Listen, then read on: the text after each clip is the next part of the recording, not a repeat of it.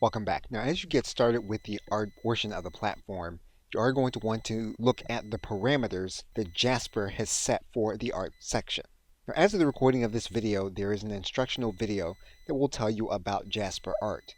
And there are going to be two links in particular. One of those links has an FAQ and talks about the pricing, talks about what Jasper will be looking for in the future in terms of what the platform will do, as well as limitations, as well as how much it will eventually cost. You will also see a second link here that says tips and tricks for Jasper Art. Now, in particular, there is a link here that has a tool that will help you to create better prompts to use with Jasper Art. And you can search for prompts here in this area. Once you type in the prompt, what you'll need to do is to hover over the image of what it is that you want. You can then click on that image, and then you can take the entire prompt and head back to Jasper with the information.